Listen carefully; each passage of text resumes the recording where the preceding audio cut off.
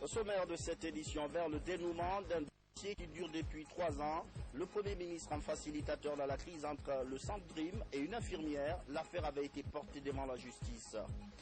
Une activité florissante sur les corniches de Conakry, le commerce de jus de coco passionne des jeunes. Un stage exclusif à suivre dans cette édition.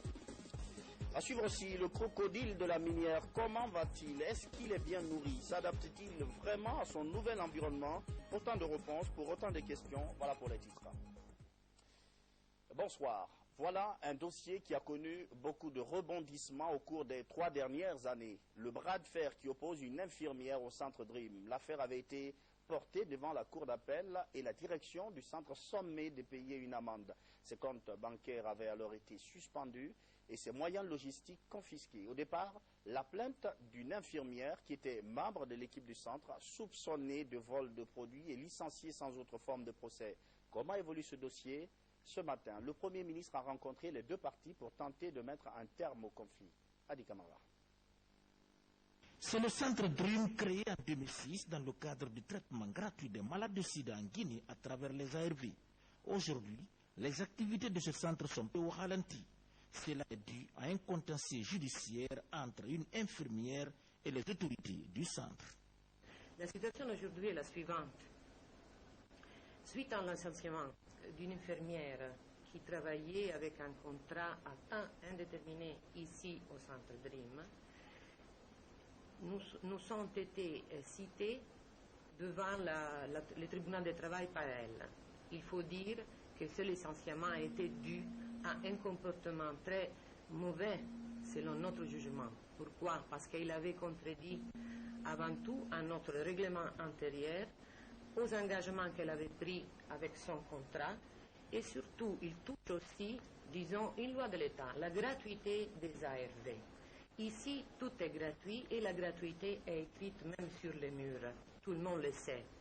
Si cette infirmière a pu profiter de son rôle, en abusant de son rôle pour gagner de l'argent, en apportant les médicaments hors du centre à quelqu'un aisé, en lui disant « je peux t'apporter les médicaments parce que toi, comme ça, tu ne bouges pas », il faut savoir que la thérapie n'est pas une chose simple.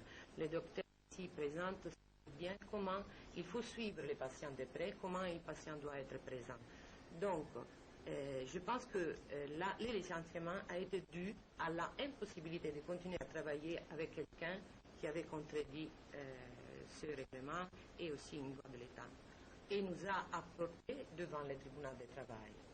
Nous avons confiance dans la justice, on a attendu les résultats. Malheureusement, la sentence a été favorable à cette femme et a été malheureusement confirmée aussi par la Cour d'appel. La décision de la Cour, suite à la décision de la Cour d'appel et la sentence, Dream a été saisi de ses biens, soit des véhicules de service, des véhicules, soit de son compte bancaire. Saisi du dossier, aussitôt, le Premier ministre Mohamed Seydi Fofana a rassuré que toutes les dispositions sont prises en vue de la reprise effective de l'activité du centre. Je tiens à vous réaffirmer notre engagement, à vous soutenir, parce que nous ne pouvons pas mettre en danger la vie de 3000 et quelques citoyens. Nous ne pouvons pas nous autoriser de le faire. Donc, au nom du chef de l'État et du gouvernement et de l'ensemble du peuple de Guinée, nous nous tenons à vos côtés et nous ferons en sorte que votre centre reprenne ses activités dans les conditions qu'il faut pour qu'elle continue ses activités. C'est ce que je tenais à vous dire.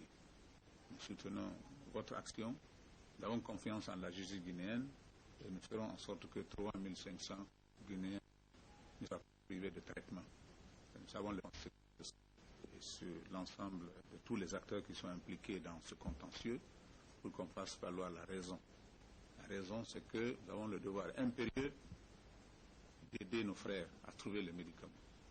Nous aurions pu être comme eux. S'ils sont là dans cette situation aujourd'hui, c'est quelque part le destin qui les a conduits à ça. Donc notre devoir à nous tous, c'est la solidarité, c'est l'action au quotidien, y compris celle du gouvernement, aux côtés de nos partenaires, pour les aider à trouver les médicaments.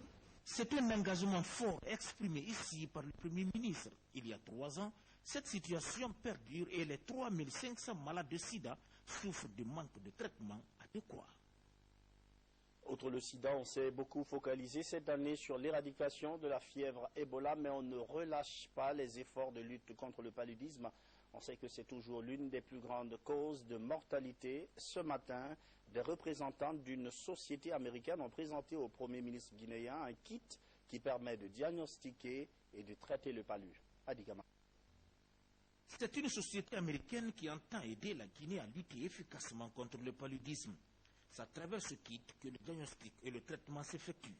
Après le Libéria, la Côte d'Ivoire et la Sierra Leone, l'ONG MGI, Malaria Global Initiative, rencontre les autorités guinéennes afin de sceller un partenariat en matière de promotion de la santé et de gratuite. Donc, la compagnie, après 18 mois, a développé un kit de traitement contre le paludisme, un kit de survie en quelque sorte, qui détecte, traite et recouvre quel que soit le type de malaria qu'un patient pourrait avoir dans son système. Le patient ouvre le kit, se self-diagnose, c'est-à-dire se prend en charge lui-même avec le diagnostic. En moins de 20 minutes, un résultat. Suivant le résultat, prendra la médication appropriée à travers le manuel d'instruction et finira avec une poudre d'hydratation qui remplace très souvent l'intraveineuse en cas de complications. C'est un projet qui va soulager les Guinéens qui ont l'habitude de faire des queues au niveau des hôpitaux et attendre 3 à 4 jours pour avoir les résultats des examens demandés en matière de dépistage de palu. C'est un pari que ce gouvernement, sous le leadership du professeur Alpha Condé, entend gagner. C'est pourquoi Mohamed Seydi Fofana a émis le souhait de voir ce partenariat se renforcer et se diversifier pour le bonheur de la population guinéenne. Santé et coopération, l'Allemagne très fortement impliquée dans le renforcement de la couverture sanitaire. Le laboratoire offert à la Guinée produit des résultats satisfaisants. Les premières analyses biomoléculaires obtenues sont assez encourageantes. Adia Toubari. La réussite des soins de qualité passe nécessairement par les examens biologiques de laboratoires fiables. Pour réussir ce pari, notre pays développe depuis des années des échanges d'expériences avec plusieurs pays. Fruit de la coopération allemande, ce laboratoire biomédical est spécialisé dans le diagnostic de différentes pathologies. Il œuvre surtout dans la recherche biomoléculaire. Les domaines comme la parasitologie, biochimie, l'hématologie et la bactériologie sont les plus expérimentés. L'objectif principal est d'éviter la routine et les multiples tâtonnements dans la prise en charge des maladies à travers les résultats du laboratoire. Wir in den letzten Jahren mit den Guineern durch schwere Zeiten gegangen sind. Nous n'avons pas seulement un laboratoire médical, nous avons aussi un cabinet avec 3 médecins et ce sont surtout ces médecins qui s'occupent justement, alors ils font bien sûr la consultation, mais ils sont forts dans le développement de l'amélioration des interprétations des maladies et expliquer aussi à leurs collègues, justement dans les diamètres, comment on peut mieux traiter, examiner, traiter et suivre le patient. L'une des spécificités du laboratoire guinéen allemand est la recherche en microbiologie alimentaire et hydrologique. Ce atout vient répondre aux exigences du contrôle de qualité des aliments auquel la Guinée a souscrit depuis des années. Au fur et à mesure qu'on a fait les examens de l'eau, il y avait des gens qui sont venus nous demander si on ne peut pas aussi faire les examens des aliments. Puis, pourquoi pas? Aussi ça, on peut faire parce que ça fait partie quand même aussi des ressources des maladies. Et on a fait des petits essais. Oui, on s'inscrit aussi dans un contrôle qualité avec des compagnies en Allemagne pour examiner comme il faut et avec qualité les nourritures. Pour maintenir les acquis obtenus en 4 années d'exercice, 3 expatriés allemands travaillent aux côtés du personnel guinéen. 2 bourses d'études sont régulièrement octroyées pour assurer le perfectionnement des capacités opérationnelles du laboratoire. Chaque année, nous avons 1 ou 2 qui augmente en niveau. Et conséquemment, nous devons en tenir compte dans la carrière de nos travailleurs. Dans les prochaines années, le laboratoire guinéo-allemand compte installer ses antennes dans les 4 régions naturelles du pays. Au départ, on avait cru que c'était juste une tendance alimentaire passagère, mais elle a persisté et le commerce est tenu par des jeunes. La vente du jus de coco, un jus à l'état naturel très prisé. Faites un tour sur les corniches routières de Conakry et vous comprendrez l'ampleur que prend ce commerce. Nos reporters Ali Raymond et Amara Tolno s'y sont intéressés. Reportage. Mara vend des noix de coco ici à Kipé. Avec ses 2 amis, il pratique ce commerce depuis 2 ans. Comme eux, beaucoup d'autres jeunes mènent cette activité à Conakry pour subvenir à la maison. On sort à 6 heures pour chercher ça. Des fois tu gagnes à 14 heures, des fois tu gagnes à 6 heures. N'importe quelle heure. Ça nous permet d'avoir un peu d'argent quand même. Même si ce n'est pas trop, mais avec l'enfance, pour toi et ta famille un peu, ça nous permet de gagner un peu quand même. Les vendeurs de noix de coco trouvent bénéfique l'activité qu'ils mènent avec détermination. C'est le cas de Bangali Diallo. Ces lycéens profitent des grandes vacances pour faire ces commerces. 50 000, 35 000, 60 000. Les clients de leur côté trouvent assez de satisfaction dans la consommation de ces produits.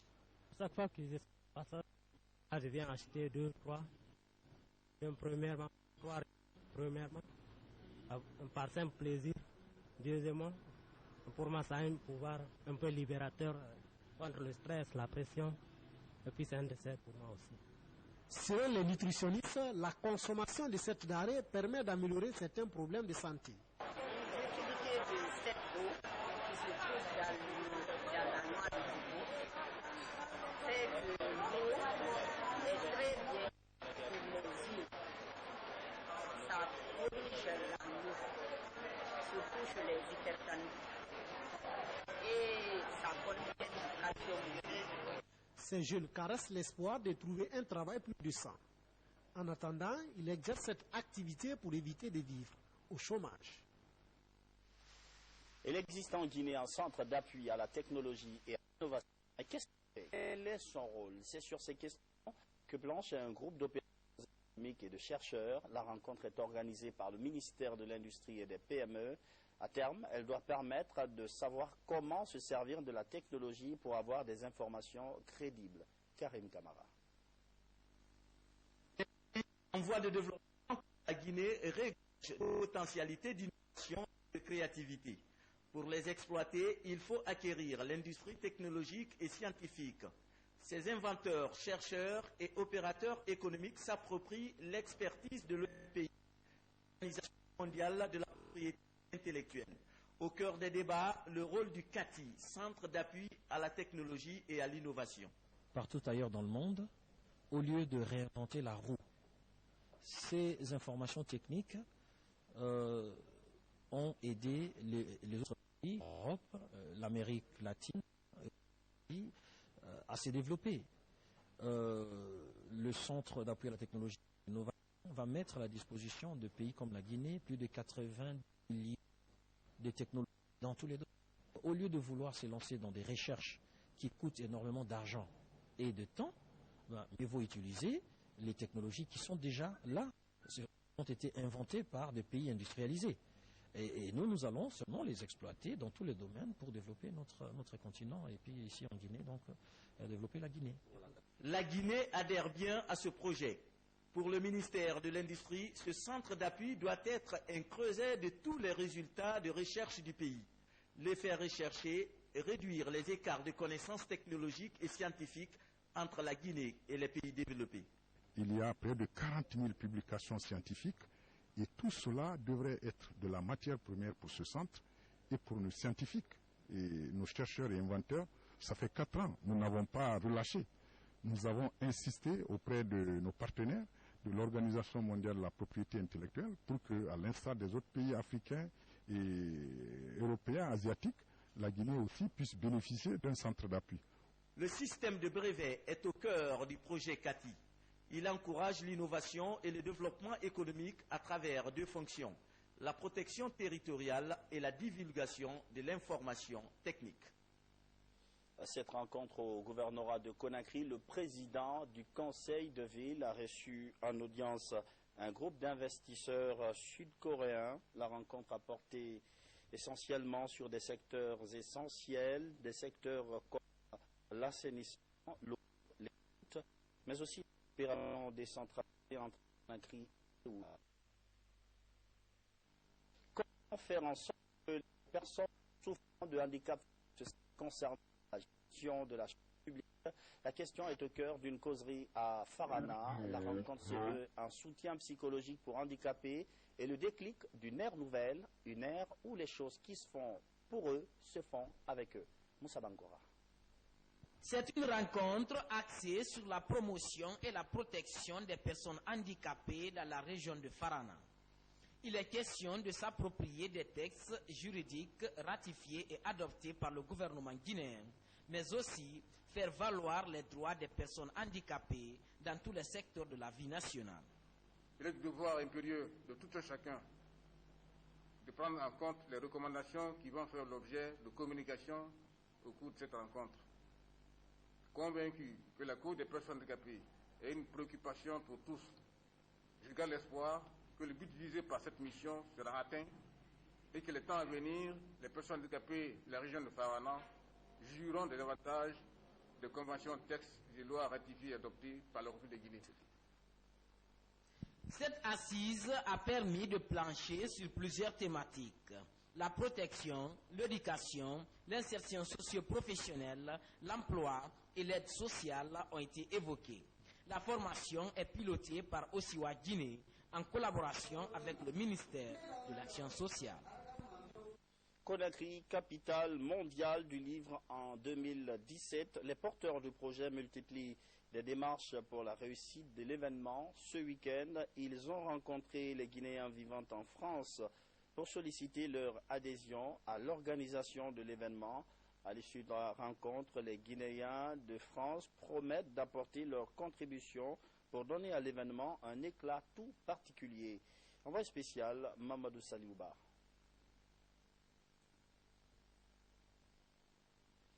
Alors cet événement ne vient pas. D'ici là, nous allons continuer cette édition. Tout à l'heure, vous suivrez des nouvelles de l'Urtelgui qui donne un cocktail pour les différents journalistes qui avaient été déployés sur le terrain.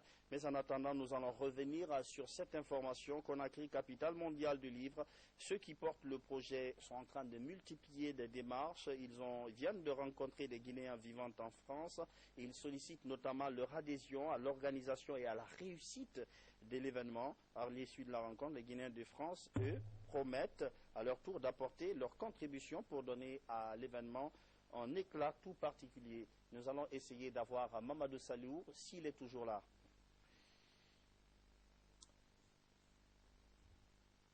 L'événement donc continue de mobiliser. En attendant de trouver un surnom à l'alligator, on vient donc de nous dire que les gens de l'Urtelgui font preuve de maturité et de responsabilité. En tout cas, ils saluent la prestation des médias dans la couverture du scrutin présidentiel passé.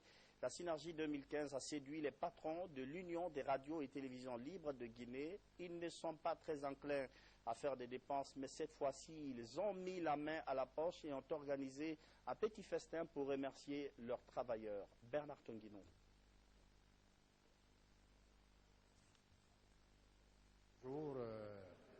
Aux préparatifs de la Coupe du Monde, nous avons écouté beaucoup d'intervenants, beaucoup d'anecdotes, et on a compris qu'il y a du travail à faire et qu'on peut compter sur leur contribution.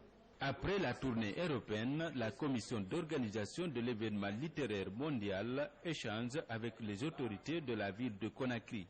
Objectif, faire le point des préparatifs de l'événement.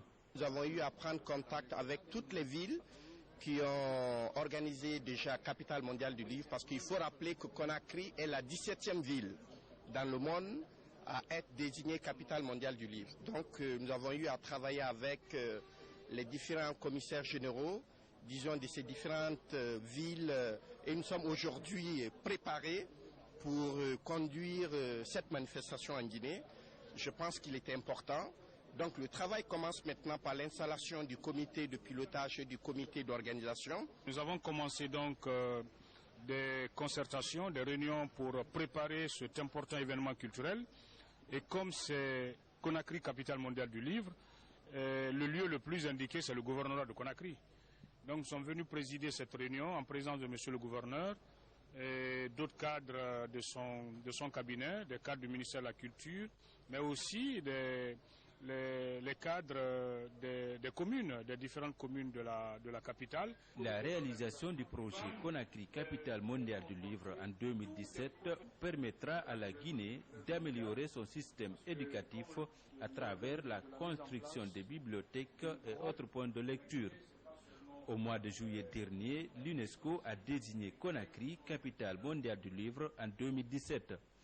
L'événement marque la reconnaissance des efforts du gouvernement guinéen dans la promotion du livre et de l'alphabétisation. Toutes nos excuses pour ces erreurs. Ils ont fait preuve de maturité et de responsabilité. L'Urtelgui salue la prestation des médias dans la couverture du scrutin présidentiel passé. La Synergie 2015 a séduit les patrons de l'Union des radios et télévisions libres de Guinée. Ils ne sont pas d'habitude très enclins à faire des dépenses, mais cette fois-ci, ils ont mis la main à la poche et ont organisé un petit festin pour remercier leurs travailleurs. Bernard Tonguinon. Au lendemain d'une couverture commune et synchronisée de l'élection présidentielle, des journalistes de l'Union des radios et télévisions libres de Guinée se retrouvent autour d'un cocktail. Ces retrouvailles sont l'occasion pour les responsables partenaires de l'Urtelgui de se féliciter du travail accompli par la Synergie des radios 2015. Que cette synergie était partie pour durer seulement 3 jours. Mais lorsqu'on s'est aperçu qu'il ne fallait pas s'en arrêter là, les partenaires techniques et financiers ont réalisé l'importance d'aller jusqu'au bout, jusqu'à la proclamation des résultats provisoires de l'élection présidentielle.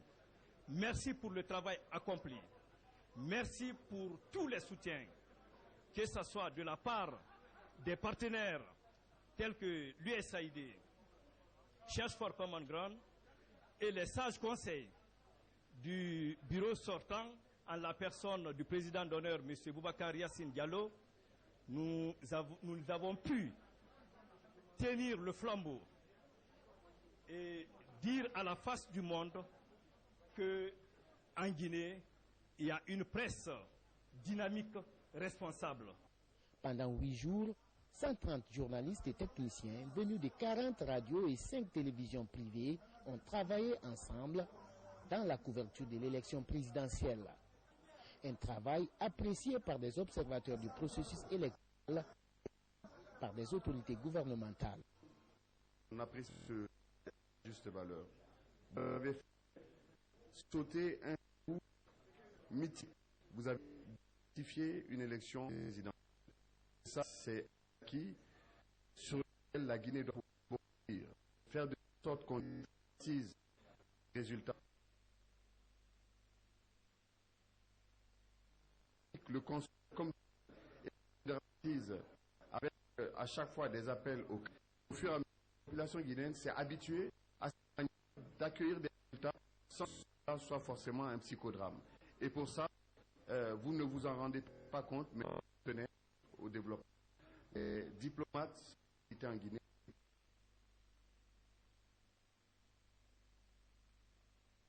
très grande avancée pour notre pays. Nous souhaitons bien entendu que cela puisse se poursuivre et nous vous félicitons tout en vous remerciant pour cela.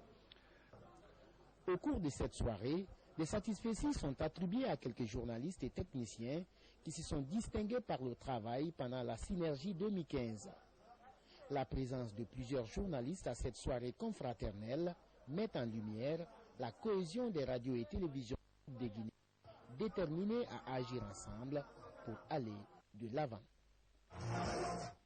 En attendant de lui trouver un surnom sympa, on va l'appeler le crocodile de la minière. Il vous souviendra que c'est là qu'il a été capturé et que pour cela, l'artillerie lourde avait été sortie. Une coalition force de l'ordre population. 3 jours après, notre équipe a décidé de lui rendre une petite visite de courtoisie, pour voir s'il s'adapte à son nouvel environnement. Reportage, Tila Issouma. Cette cuve d'eau de 400 litres sert d'abri de transit aux crocodiles de la minière. Ici, loin du brouhaha de la ville, il est encore sous surveillance. La semaine dernière, la présence de cet alligator dans un égout a sémé la panique dans le quartier Komandaya à la minière. Depuis sa capture vendredi soir, il est au soin des nature. Bien entretenu comme ça, vous voyez, on renouvelle l'eau là 1 ou 2 fois par jour et on lui donne à manger. Et ce n'est pas un animal aussi qui mange comme nous. Nous, à 3 fois, on est à table par jour. Non. Lui, quand il mange bien aujourd'hui, il peut attendre des jours sans manger. Même les crocodiles qui ne sont pas capturés, qui vivent dans la nature, ils vivent de poissons, des crapauds, et ainsi de suite. Ils savent diversifier aussi leur alimentation. Maintenant que ce crocodile est mis hors danger, les enquêtes continuent sur le terrain. Selon les gardes forestiers, 2 autres reptiles géants seraient toujours dans la nature. Des investigations sont également menées pour démasquer ceux qui apprivoisent ces animaux dangereux. Les animaux ont été retrouvés dehors. C'est tout simplement parce que les mesures sérieuses ont été prises pour mettre hors d'état de nuit les gens qui sont là en train de faire le trafic de nos animaux, qui font la capture illégale de nos animaux et les exporter.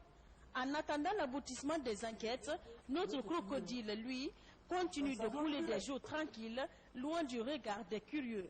Les prochains jours, il sera conduit dans l'un des parcs nationaux du pays, où il pourra se développer sans aucune ceinture de sécurité. Et il faudra faire très attention donc parce qu'il y a 2 autres crocodiles qui seraient dans la nature. C'est le 12e jour aujourd'hui depuis le décès de l'ancien président du Bénin, le général Mathieu Kérékou a passé l'arme à gauche. Les ressortissants béninois et toute l'Afrique se souviennent de l'illustre disparu comme d'un panafricaniste abouti. C'est la fin de cette édition. Merci de votre fidélité à la télévision guinéenne. Bonsoir.